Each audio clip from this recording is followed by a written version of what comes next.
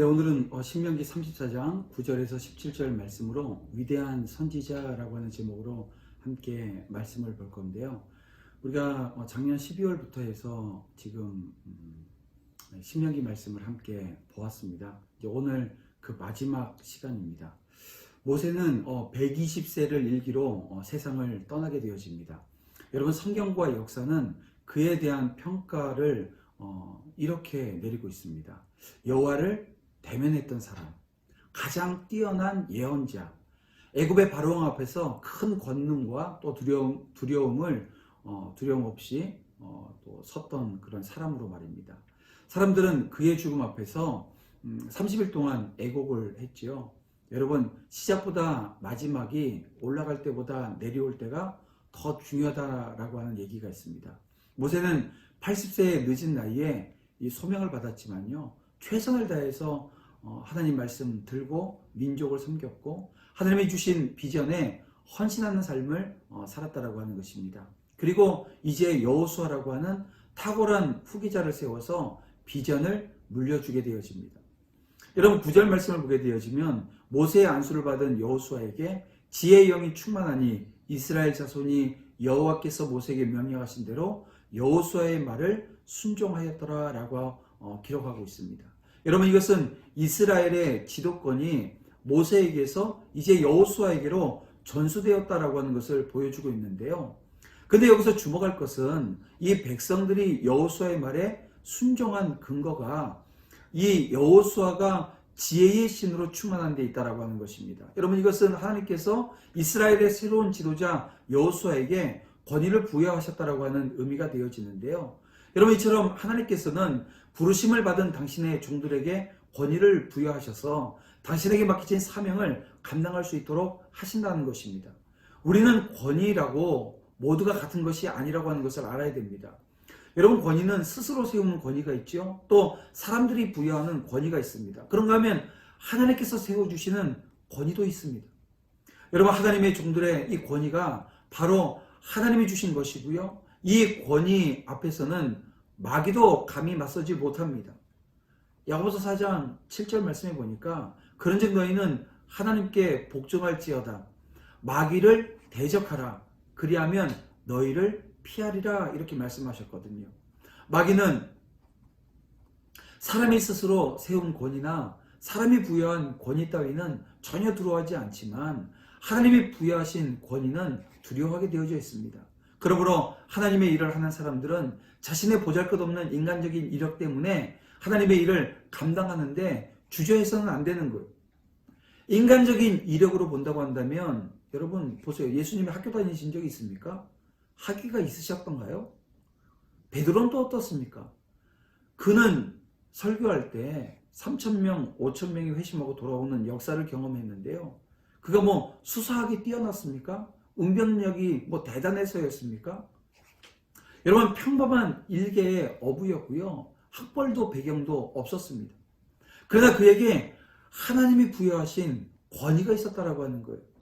여러분, 하나님이 부여하신 권위를 의지하고 행할 때 어떤 일이 벌어질까요?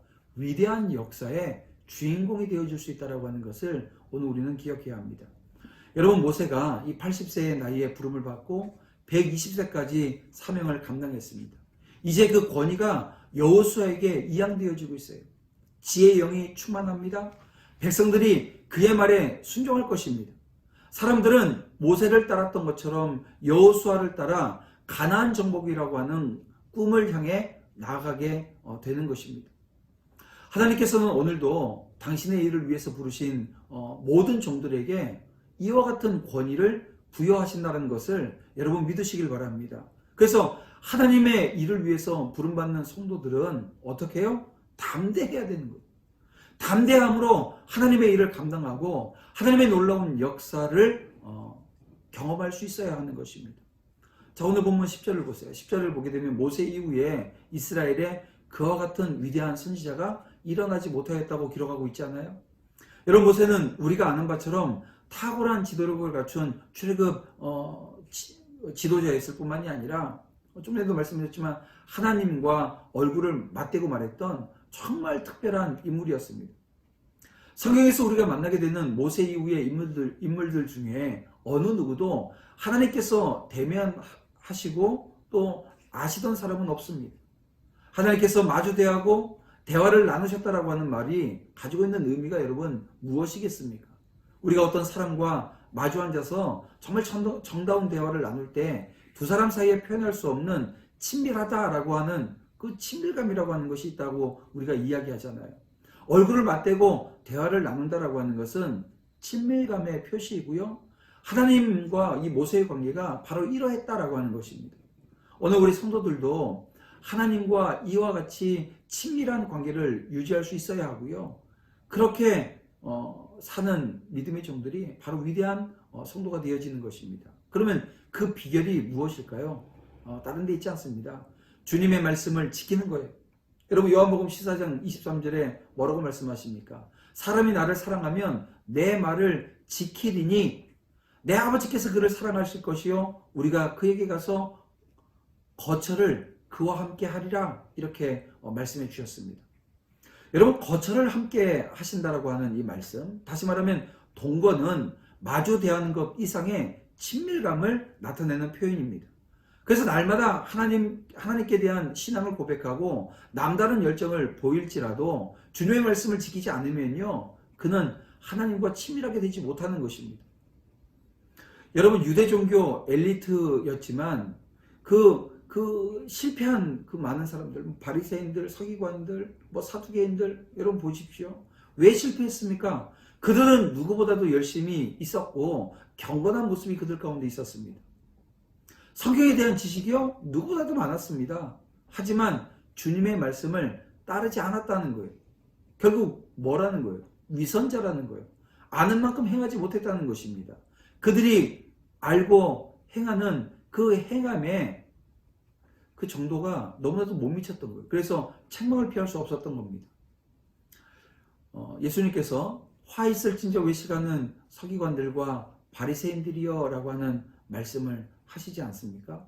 여러분 우리의 신앙은 주님의 말씀을 따르는 행동이라고 하는 구체적인 언어로 표현될 때에 비로소 인정받을 수가 있는 것입니다. 행함이 따르지 않는 믿음은 그 진실성을 달리 인정할 수 있는 방법이 없고요. 영혼이 없는 뭔가 같이 죽은 것이라고 인정될 수밖에 없다는 것입니다. 영국의 정치가였던 벤자민 디스레일리라고 하는 분이 이런 이야기를 합니다. 행동이 항상 행복을 가져다 주는 것은 아니지만 행동이 없이는 행복도 없다.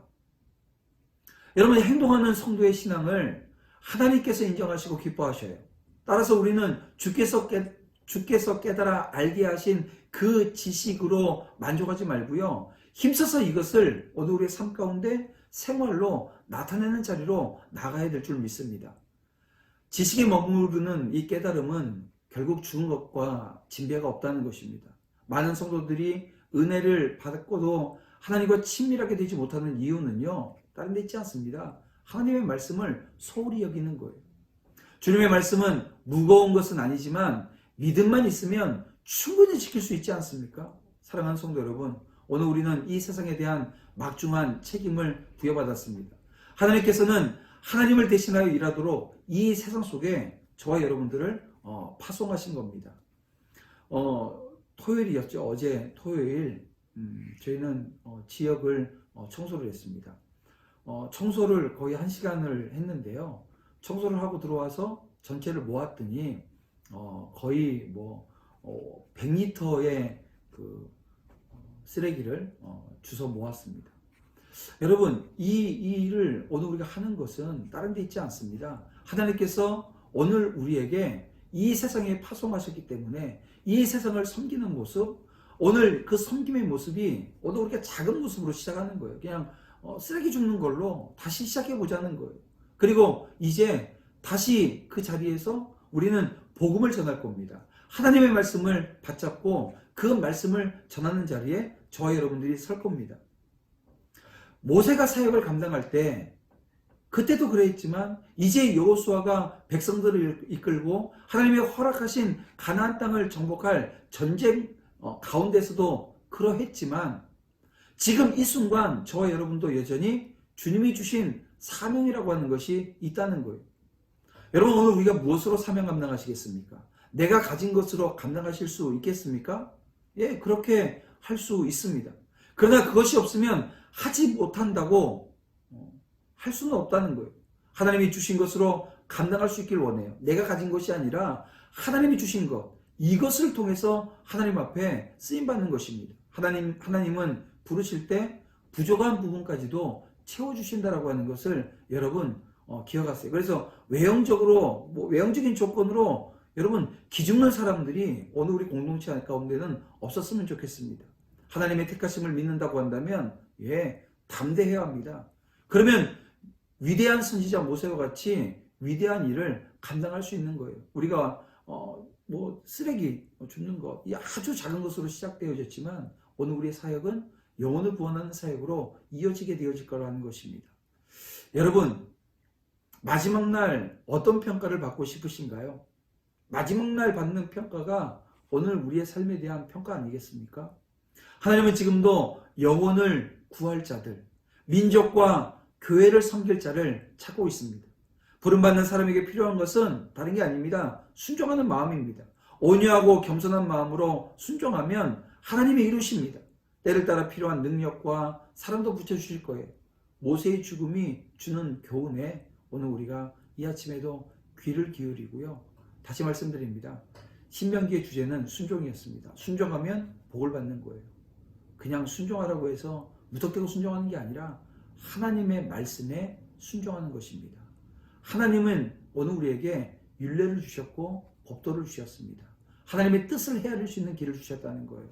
여러분, 오늘 우리가 그렇게 하나님께서 믿음의 종들에게 원하는 순종의 삶을 오늘 우리 각자의 삶의 현장에서 온전히 살아내는 은혜의 역사 있기를 원합니다. 그런가 하면 오늘은 거룩한 주일입니다. 거룩한 주일에 더욱더 주의 영광을 드러내며 믿음의 길을 걸어가는 저와 여러분들이 되어야 될 줄 믿습니다. 이제 내일부터는 이제 영상으로 설교하는 것은 없습니다. 이제 오늘로 끝나게 되어지고요. 내일부터는 이제 공예배로 5시가 되어지면 예배드리는 1교육관에서의 예배로 함께하게 되어집니다. 그래서 내일부터는 요한 1서 말씀을 통해서 하나님의 음성을 함께 듣기를 원합니다. 요한 1서를 통해서 하나님께서는 저와 여러분에게 어떤 말씀을 주고 계시는가? 요한 1서, 2서, 3서 이렇게 세 편의 요한 서신을 통해서 하나님과 함께 동행하는 하나님의 마음과 뜻을 헤아리는 저와 여러분들이 되어지기를 간절히 소망합니다. 우리 함께 기도드리겠습니다. 사랑과 은혜가 풍성하신 아버지 하나님 감사합니다. 거룩한 주일 이 아침에 말씀 주셨습니다. 이 말씀 붙들고 승리하는 자리, 주님의 원하시는 자리에 서게 하시되 하나님 순종함으로 하나님의 뜻을 이루어낼 수 있도록, 그래서 그 순종으로 하나님의 뜻을 알아 그 뜻을 이루어내는 자리에서 위대한 종의 지위와 신분을 드러내며 나타내는 은혜의 역사 허락해 주실 줄 믿습니다. 함께 하시고 인도하여 주시옵소서. 이제 온라인 예배가, 새벽 예배가 마치게 되어집니다. 하나님, 이렇게 다시 저희들이 모여서 새벽을 밝히며 주의 전에 올라와 예배하며 기도하는 자리에서 하나님 이 교회를 축복해 주시고 또 사명 가운데 있는 종들에게 힘을 주시며 또 어렵고 힘든 그 모든 과정 중에 있는 성도들에게 새 힘을 공급하시는 그 하나님을 만나는 은혜의 역사 허락해 주시옵소서. 인도하실 줄 믿사오며 예수님의 이름으로 기도드립니다. 아멘.